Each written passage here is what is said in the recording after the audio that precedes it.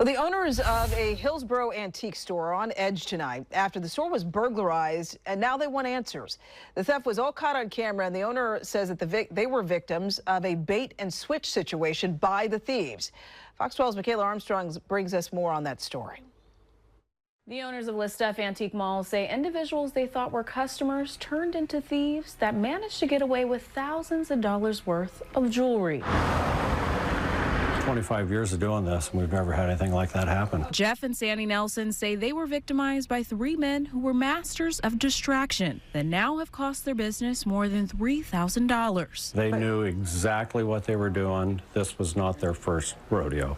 They were pros. It started with three suspects asking to see gold rings. As the Nelsons show them, each begin to either distract or take. You can see one suspect distract Sandy as the other two suspects take turns distracting Jeff. Then while Jeff is distracted as well, they put jewelry from the shop in their pockets. However, when they tried to finalize their purchase, the Nelsons say their payment was declined. So the suspects then asked them to hold the items. I'll just give you $50 right now to hold the rings, and we'll go get cash and be right back. And they started towards the door, and he looked at me and went, I'm going to follow them. You open that bag, make sure the rings are there. But they weren't. Instead, the Nelsons found out the bag they were preparing for purchase was now filled with fake jewelry. He came right back in the door. He goes, they're gone. They took off running. They called the police, but the suspects fled the scene before they arrived. Hillsboro police are investigating the case. The Nelsons are also trying to do some digging on their own as well and say they feel taken advantage of. A couple of sleepless nights and feeling foolish because of the way that it did happen. I mean, I felt exactly that.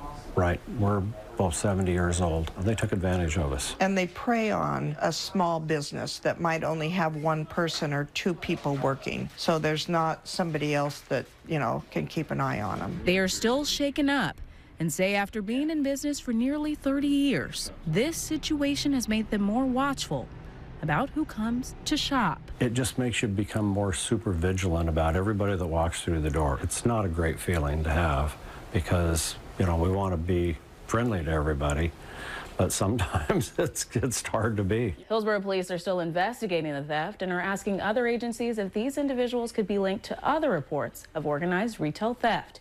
In Hillsboro, Michaela Armstrong, Fox 12 Oregon.